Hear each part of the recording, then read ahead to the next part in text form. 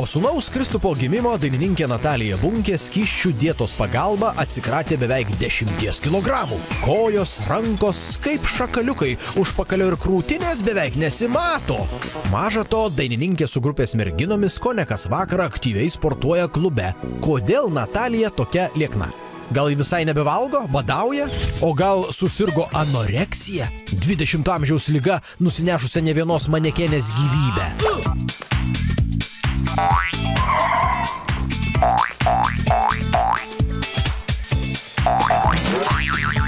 Man viskas yra gerai taip, kaip yra dabar, bet man tiesiog norėtųsi sustangrinti kūno raumenis, kad vis tiek esu po gimdymo, kad visos tos, kad ta odelė ir patys raumenys sustiprėtų. Natalija Bunkė prisipažino, kad dėl per mažo svorio problemų turėjo būdama paauglė. Pradėjusi dainininkės karjerą, Bunkė svėrė tik 49 kg. Savo lieknas kojas dainininkė slėpdavo po storų pėdkelnių sluoksnių. Kai man buvo 20 metų, iš tikrųjų turėjau tą bėdą, kad buvau per liesa ir taip atrodė nesveikai. Tada į sceną tekdavo užsidėti ant savęs netgi 20 pėdkelnių.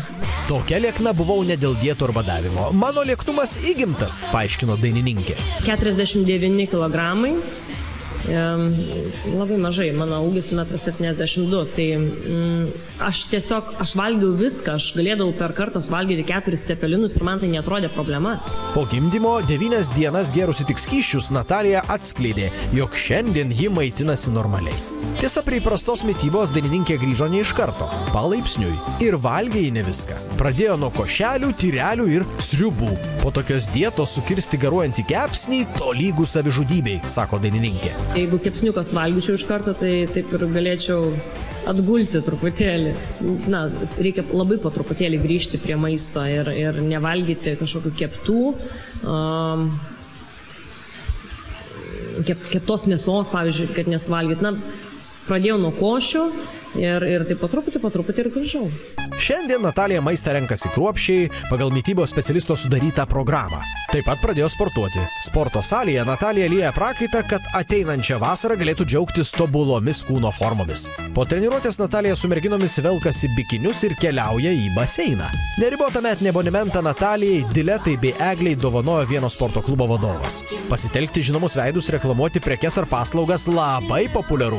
Natalija Bunkė atskleidė, jog pasiūlymų susilaukia įvairiausių, kartais labai intimių. Man siūlė reklamuoti sekso prekes, ta prasme, man nereikėjo ten su vibratorium stovėti rankose, bet siūlė tarp kitko labai nemažą sumą.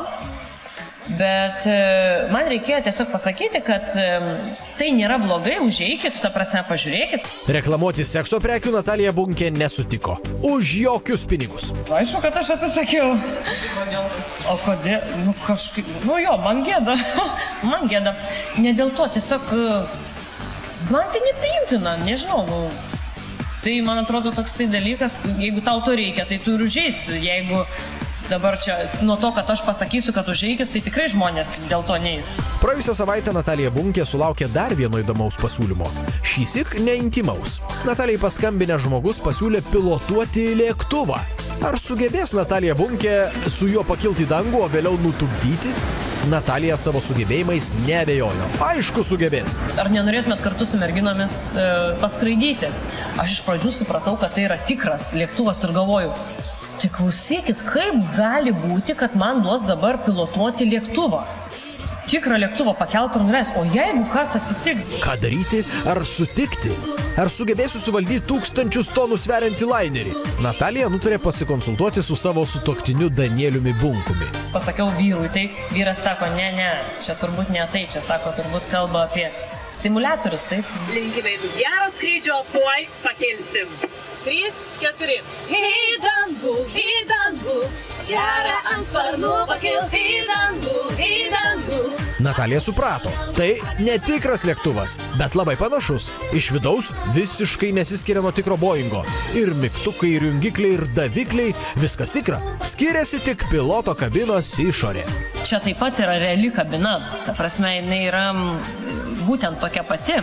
Ir visi pojūčiai, kuriuos mes jautėm, tai yra ir kilimas, ir stabdymas, ir žodžiu, vibracija visa, ir visi tie dalykai yra realūs ir jie tikri. Tai tas labai nustebino, kad vat, jeigu tu kyli, tai tu iš tikrųjų kyli. Natalijai Bunk ir jos grupės merginoms pasijusti pilotėmis labai patiko. Gal kada nors pačioms teks pilotuoti tikrą lainerį?